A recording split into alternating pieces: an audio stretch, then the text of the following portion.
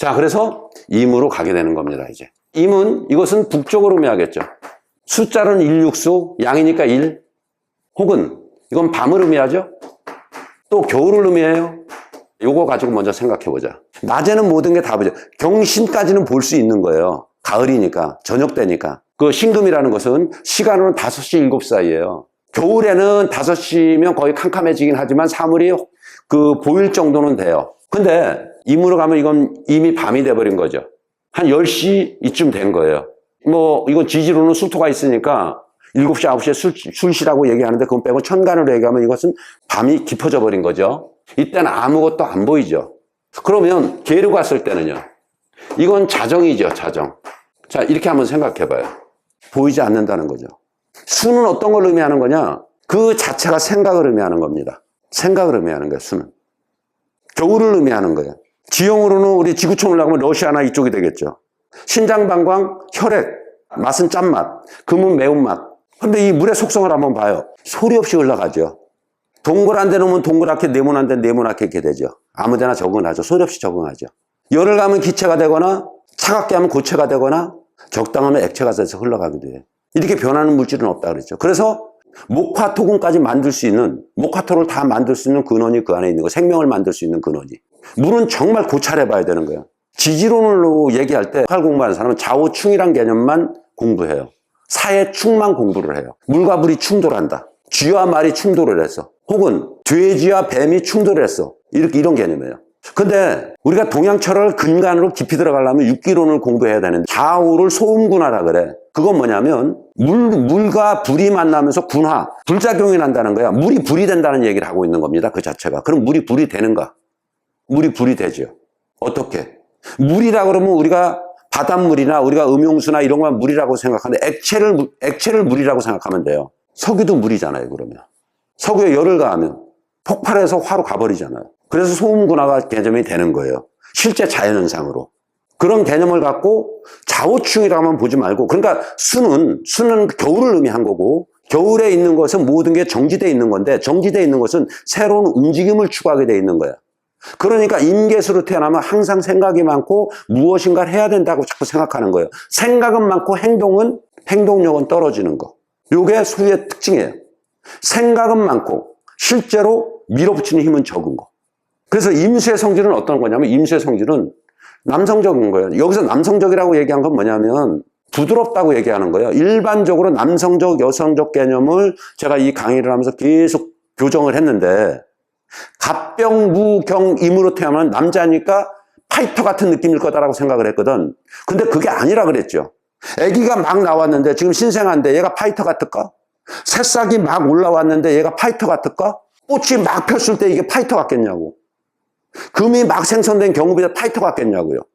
절대 그렇지 않은 거예요. 그러니까 그것은 완전한 오류예요. 근데 이 명리학을 공부하는 사람들은 전부 양간지는 남성적이고 파이터 같다는 느낌으로 전부 다 공부를 했단 말이에요. 그러니까 공부가 잘못된 거예요. 그거는 무조건 수정해야 되는 거예요. 잘못된 거예요. 파이터가 같으려면 힘이 생겨야 되잖아. 힘이. 단단해져야 되잖아. 그것이 단단해졌을 때, 단단해진 건 의미된 거죠. 굳어진 거죠. 그렇게 됐을 때가 을, 정, 기, 신, 개가 되는 거예요. 그래서 그것이 남성적 모습이 있는 거야. 그리고 진취적인 모습도 있는 거야. 갑병무경이면 애기 같은 순수함이 있으니까 벌려놓는 걸 잘하는데 이렇게 마무리하는 게 잘 안 되는 거예요. 그래서 양간지들은 벌리는 건 잘하는데, 그러니까 무엇인가 일을 벌려나가는 건 잘하는데 마무리가 서툰 사람들이 그런 사람들이라고 하면 크게 오류가 없어요. 임수의 성질은 임계수로 태어나면 성질은 비교적 두뇌가 총명해. 그리고 그때 상황 파악을 잘하고 창의력과 깊이 생각하는 그런 기질이 있어요. 앞을 내다보는 성견지명도 있는 거야. 시작은 잘하는데 끝마무리가 서툰 것이 임계수의 특징이야. 또한 이것을 바다로 얘기하면 고요한데, 바다는 고요한데 속에서는 항상 흐르고 있어요. 겉에서는 흐르지 않는 것 같은데 속으로 다 막 흐르거든. 그러니까 겉은 잔잔하고 아무 생각이 없는 것 같은데 속에는 너무너무 생각이 많은 사람. 그런 사람들이 임수예요. 물이라는 걸 봤을 때 수로 태어났는데 계수가 됐든 임수가 됐든 수로 태어났어. 근데 수량이, 물을 볼 때는 임수가 됐든 계수가 됐든 물을 볼 때 뭘 해봐야 되는 거냐면 수량이 얼마나 있는가 봐야 돼. 수량이 얼마인가. 그리고 이게 따뜻한 물인가 찬 물인가. 찬물이냐 더운 물이냐 생각을 해봐야 돼요. 그리고 이 물이 흐르는 물이냐 가두어서 농업용사 댐으로 써야 되는 물이냐 이런 생각을 해봐야 되겠죠. 그런데 여기서 수량, 물이 깊으면 속이 안 보이죠. 물이 얕으면 속이 보여요. 그러니까 지혜롭다라고 얘기를 했는데 수량, 이건 그 본질이 임이나 개에 대한 얘기만 한 건데 그 전체 상을 봤을 때 물이 얕으면 속이 다 보이겠죠. 물이 얕아지는 방법은 여러 가지가 있죠. 열에 의해서, 온도에 의해서 증발해서 그러는 경우도 있고, 댐으로 막혔는데 비가 뜨겁고 비가 안 오니까 가물어 있는 경우도 있을 거고, 혹은 나무가 많이 심어져서 너무 나무가 많아서 수량에 비해서 그 물을 빼가는 사람들이 요소들이 너무 많아서도 있을 수 있는 거죠. 그러니까 지혜롭다고 한들 그것이 성향이 어떻게 됐냐, 전체의 형상이 어떻게 됐느냐라는 걸 잘 봐야 되겠죠. 다른 일간들도 마찬가지예요. 임수가 이제 씨앗이 저장되는 과정으로 시작으로 들어온 거예요. 경신금이 열매였고 씨앗이었는데 이것은 다음 생을 위해서 냉장고에 저장을 해야 돼. 그 냉장고에 저장하는 1단계가 임수인 거예요. 근데 이것이 아직까지 완성된 물이 아닌 거야. 이제 저장은 완전히 안 된 거야. 왜? 씨앗을 여기다 들어가려니까 무엇인가 처음을 할 때 이렇게 생각해요. 우리가 길이 없는 길을 처음 갈 때 길을 낼 때 힘들죠. 근데 길을 내놓으면 편하죠. 이런 개념. 목에서 화로 넘어가거나 화에서 토로 넘어가거나 금에서 수로 넘어가는 과정들이 전부 다 처음 시작할 땐 다 힘들단 말이야. 근데 거기에 처음 시작할 때는 어떤 마음이 있어야 하면 단순함이 있어야 돼요. 아이들은, 청소년들은 단순해요. 그러니까 일단 일을 벌려봐. 해봐. 근데 나이가 한 40대쯤 왔어요. 함부로 할 수 있나? 이미 완전히 성장해버렸는데, 이 경신금은 나이대로 얘기하면 40대나 50대 들어와 있는 중년이에요. 이제 자식들이 얼른 컸고 이제는 미래를 생각해야 되는 시기야. 이제 내 노후를 생각해야 되고 내 아이들이 어떻게 커야 될지 생각하는 거야. 근데 그랬던 이 사람이 역할을 다 하고 죽음에 이르러 간 거예요. 임계사라는 게 죽음에 이르는 거야. 그 목화, 토, 금까지 오는 것이 완성을 했고 그 다음에 저장하면서 죽고 자기 씨앗을 남기고 가는 개념이란 말이에요, 이게. 그러니까 들어가야 되는데 이게 아직 금성분도 되게 많이 들어있겠죠, 여기에. 금생소가 왔으니까. 그러니까 씨앗만 돼 있는 게 아니고 저장해서 들어가는데 씨앗인데 냉장고에 넣어야 되는데 갑자기 너무 찬 곳으로 들어가면 어떻게 되죠? 씨앗이 얼어버릴 수 있잖아. 그러니까 좀 단련을 시켜야 될 거 아니에요. 갑병무경이면 단련시켜가지고 일정 기신계로 가는 거잖아요. 완성시켜서. 이런 개념이란 말이에요. 그러니까 얘는 뭐가 필요한 거야? 이 불순물이 많고 그러니까 너무 차가우면 씨앗이 망가질 수 있기 때문에 임수가 뭘 만나야 돼? 화를 만난 거야. 정임합을 한 거예요. 정임합을 하면 뭐가 되죠? 정임합을 하면 이게 목이 돼요. 자, 씨앗이 저장하는 냉동실로 들어오기 시작했는데 냉동실에 들어올 때 온도 조절이 필요했고 온도 조절해서 냉장고로 들어갈 때 이미 저장을 할 때 무슨 생각을 한다? 씨앗이 저장되는 그 순간에 이 목이라는 것은 봄을 의미하는 거잖아요. 다음 생을 준비하고 있다는 거예요, 씨앗이. 이 씨앗은 금이 씨앗이 돼서 저장된 거예요, 임수는. 저장으로 들어온 거야, 이미. 그런데 이것은 뭐야? 정임합을 해야, 자, 너무 얼어 있는데, 이거 얼은 거죠? 이제 겨울로 들어온 거야, 깊은 밤으로. 불빛이 없으면 어떻게 되죠? 따스한 기운이 없으면, 그래야 뭔가 생명을 잘 만들 수 있잖아요. 그래서 얘가 어디로 가는 거냐면, 이 화를 만남으로 해서 뜨거운 화의 완성형인 정화를 만남으로 해서 얘가 다시 목으로 간 거예요. 여기에서 목은 어떤 목이냐면 정임합은 정화 설명할 때 그런 얘기를 했어요. 정화는 뭐야? 꽃이 피었고 완전히 꽃의 완성형이 된 거야. 완성형이 됐는데 아직 한 번 더 다지기 한다는 얘기를 했어요. 다지기. 그래서 옛날에 배웠던 어떤 걸 하려고 그러면 토로 가야 되잖아. 새로운 출발을 하려고 그러니까 전에 지나왔던 것이 뭐 잘못된 거 있나? 검토해 보는 거죠. 이게 정임합이거든. 정화 입장에서는. 이 입장이 달라요. 아까 그러면 병신합도 똑같아요. 이런 개념들이 되게 중요해요. 병신합은 뭐라 그러냐면 신금이 병화를 만났을 때는 온도 조절해서 수로 가려고 그런 거고 병화는 새싹이 막 꽃이 폈으니까 얘가 죽을 수 있거든. 그래서 금이 들어와서 탄성을 유지시켜 주는 거다. 그러니까 병화가 신금을 만난 것과 신금이 가을이 여름을 만난 거, 병화를 만난 거, 여름인 병화가 가을을 만난 건 목적률이 다르게 돼 있단 말이에요. 정화였을 때 양력으로 6월이나 6월달 이때인데 이때의 정화는 정임합은 너무 꽃이 펴가지고 이번엔 분산될 것 같아. 꽃잎이 완전히 날아갈 것 같아. 그래서 물이 와서 좀 강력하게. 자, 정화는 화로서 완성이 되어 있기 때문에 물이 들어와도 살 수 있단 말이야. 물로 꺼도. 근데 병화는 너무 부드러운 꽃이라 비가 내리면 확 져버린다 그랬죠. 아까 벚꽃이 지는 것처럼 얘기했잖아요. 그런 개념이란. 그러니까 임수가 정화를 만나는 목적은, 정화가 임수를 만나는 것과 임수가 정화를 만나는 목적은 서로가 상이하게 다른 거예요. 임수는 겨울이 됐으니까 화를 통해서 새싹이 태어나는 봄을 지향한 거고, 정화에서 임수를 만나는 것은 꽃이 너무 만발을 했으니까 이걸 조절해서 탄성을 유지시키면서 토로 가는 목적, 나가는 목적이고, 또 돌아가서 처음부터 한번 검진해서 온다는 의미도 있고 이거예요. 정의만목이 그 뜻이거든. 임수가 정화를 만나는 것은 겨울이 봄을 지향하는 거고, 정화가 임수를 만나는 것은 여지껏 해온 일이 잘했는지 못했는지 검증하는 과정이에요. 이렇게 해석하면 돼. 이 임수의 특징 뭐라 그랬죠? 지혜롭다, 두뇌가 좋다, 또 전진하는 의욕은 좋으나 변질이 잘 되고, 시작은 잘했는데 흐지부지 되는 게 많더라. 속을 잘 드러내지 않더라. 본질적으로. 임계수, 특히 둘 다 속을 잘 드러내는 거 아니에요. 특징들이. 쟤는 속을 안 드러내. 근데 그 사람들한테 물어보면 너는 속을 안 드러내니? 왜? 이렇게 물어보면 그 사람들은 뭐라고 하냐면 나 속 안 드러낸 적 없는데 그냥 쓸데없는 얘라 얘기를 안 한 것뿐인데 나 그냥 얘기 안 한 거야. 이렇게 얘기해. 그러니까 수가 이렇게 깊어버리면 뭐라 그럴까 좀 교활하다 이런 느낌 드는 거예요. 속을 안 드러내서. 그래서 그런 걸 되게 주의해야 돼. 상대한테 비춰는 모습이 교활하거나 혹은 답답하다거나 생각과 행동이 다른 거니까 이중성격 선다든가 이런 느낌들을 줄 수 있기 때문에 어느 부분들은 좀 조절해야 돼. 그런데 또 특징이 있어요. 임계수의 특징은, 수의 특징은 천간에서는, 십간에서는 어떤 오행이든지 목화금수는 토를 2번 만나게 돼 있어요. 무기. 이렇게 2번 만나. 근데 12지지에서는 진술충매예요.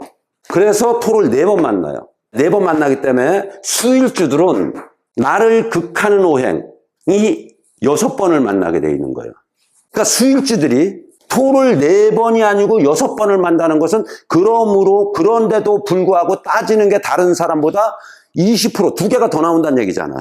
그러니까 원칙과 법을 훨씬 더 많이 따지는 사람들이야. 그러니까 까딱하면 수는 흐르는 거라 지혜롭고 유연한 것 같은데 되게 답답하고 따지는 게 많은 사람처럼 보여줄 수 있기 때문에 임계수로 태어난 사람은 그걸 주의해야 되겠죠.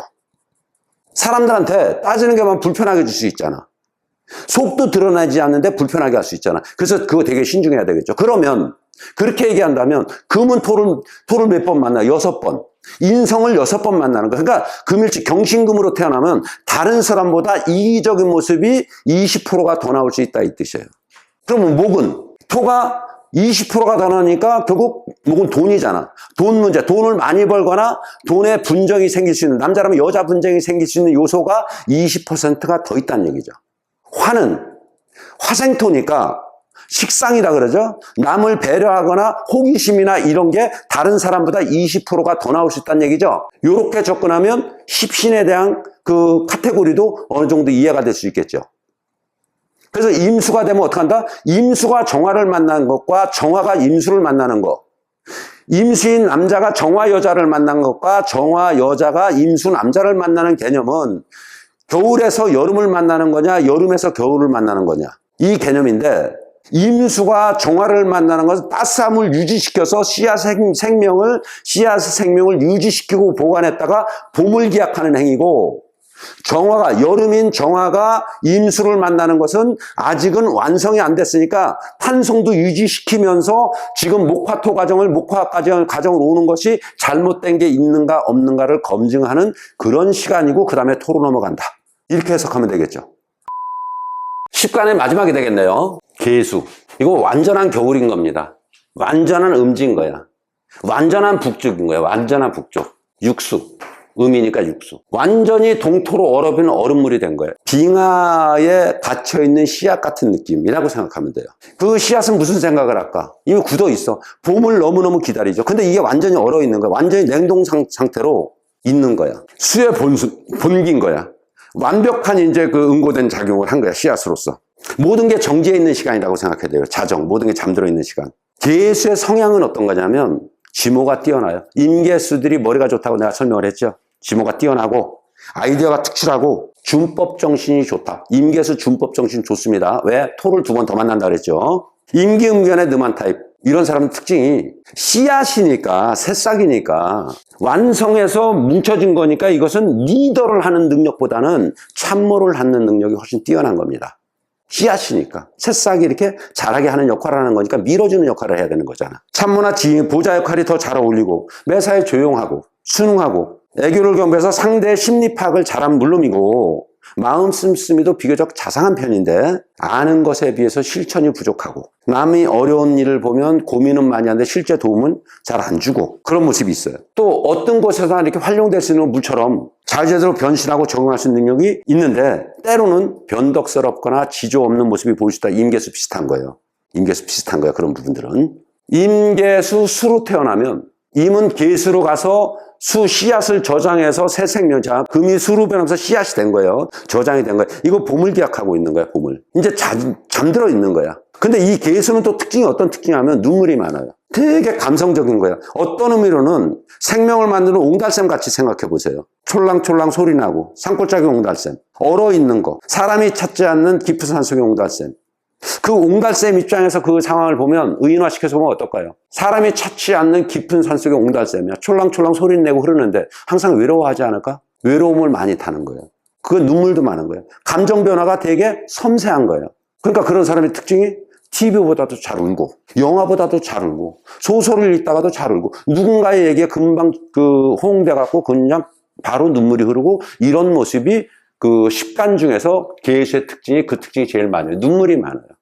아주 여성적인 것 같은데 기질은 남성적인데 실제 기질은 남성적인데 완성형이니까. 근데 이것은 2가지 모습이 같이 있어요. 남성적인과 여성적인 모습이 같이 있어요. 그게 물의 정수가 됐을 때 액체성과 기체성과 고체성 그런 모습이 있어요. 이건 양면을 갖고 있습니다. 근데 이 씨앗은 계수는 이렇게 합을 합니다. 그리고 이게 뭘로 바뀌느냐? 무게합을 하면 화로 바뀌어요. 자, 여기서 한번 생각해 보자고. 자, 이 씨앗이 이제 저장돼서 깊은 밤에.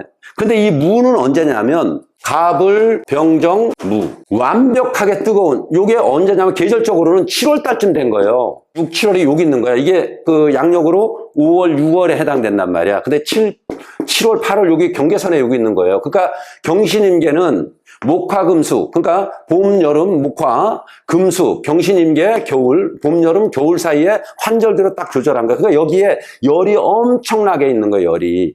그래서 뜨거워야 일어날 수 있잖아요. 우리가 추우면 다 이렇게 몸을 웅크리죠. 근데 뜨거우면 다 이렇게 늘어놓죠.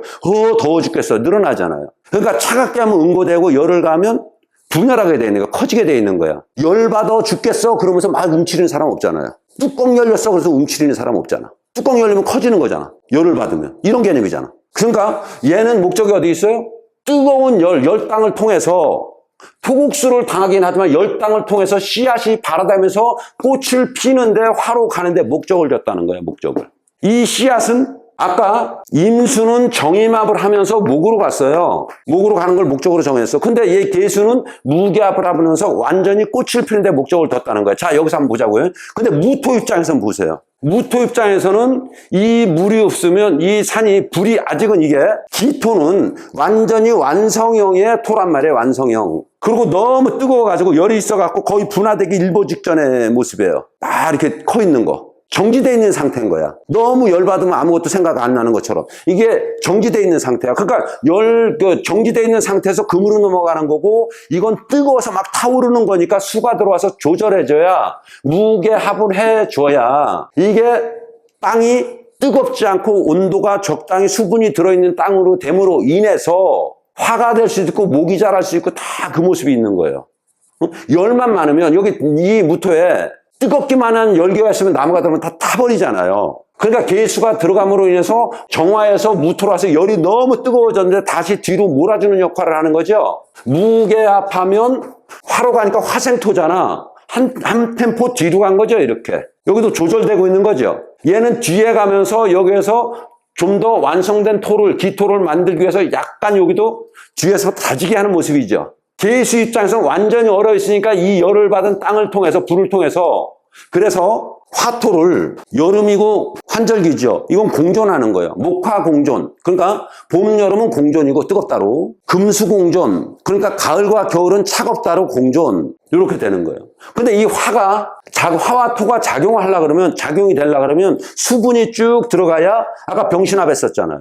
무게합 했잖아. 그래야 이게 자기 역할이 제대로 만들어진단 말이에요. 그래서 개수는 무토하고 결합을 하는데 이 개념을 아까 부부가 결합하고 병신합에서 뭐라고 얘기를 하냐면 병화 남자와 신금 여자가 만났을 때 너와 나 금의 속성도 버리고 화의 속성도 버리고 우리는 오로지 둘이 합쳐서 씨앗인 금생수 자식을 위해서 모든 걸 희생하자. 그런 부부들이 있죠. 열매를 맺은 목적은 병화도를 만들고 온도 조절을 해갖고 겨울에 저장하는 데 목적을 뒀어. 이렇게 개념을 설명했단 말이에요. 정임합은 임수가 정화를 만날 때와 정수가 임수가 만나는 얘기는 좀 전에 설명을 했고, 그러면 이 내용을 두고 그럼 목화토금수 오행이 다 돌아왔거든요. 그럼 완전히 완성해서 다시 한 바퀴 돌아가는 거거든. 자, 갑기합을 했어요. 을경합을 했어. 병, 정무. 자, 이렇게 합을 했어요. 갑기합하고 토가 됐고, 을경합해서 금이 됐고, 병신합해서 수가 됐고, 정임합해서 다시 목이 됐고, 무기합해서 화가 됐어요. 여기 목화토금수로 오행이 변하면서 목화토금수 오행이 싹 만들어졌잖아요. 그러면 이렇게 놓으면 좀 더 쉽겠네. 정임합, 순서로 하지 말고 정임합 목, 화, 그러면 무게합, 토, 갑기합, 금, 을경, 수, 병신합. 그러면 이게 목화토가 생성되게 다 보이죠. 그러면 이걸 숫자로 나누면 이번에 수로 가면 1, 2, 3, 4, 5 1, 2, 3, 4, 5가 이게 만들어진 거네. 수가 2를 만남으로 인해서 1이 2가 되는 거, 여름이 되는 거, 겨울이 여름이 되는 거, 봄이 되는 거, 환절기가 되는 거, 가을이 되는 모습이 여기 다 있잖아요, 수로서. 그래서 수의 생성 원리라든가, 오운론이라든가, 십간이라든가 육기로는 깊이 있게 연구하고 생각해 봐야 돼요. 기토까지 지난 6개월 전인지 8개월 전인지 제가 기토까지 설명을 했는데, 이거 마무리는 해야 되겠다라는 생각은 했어요. 경신임계에서. 그래서 총체적으로 그 전에 기토까지 갔을 때 경신임계를 계속 설명했기 때문에 이것은 총정리 개념으로 제가 정리를 했습니다. 그래서 이렇게 목화토금수, 갑기합, 을경합, 병신합, 정임합, 무기합이 목화토금수로 변하는 거고, 그 목화토금수는 결국 수의 변화다. 자, 이렇게 목화토금수는 1, 2, 3, 4, 5가 됐죠. 근데 여기에서는 6, 7, 8, 9, 10이 다 있거든요.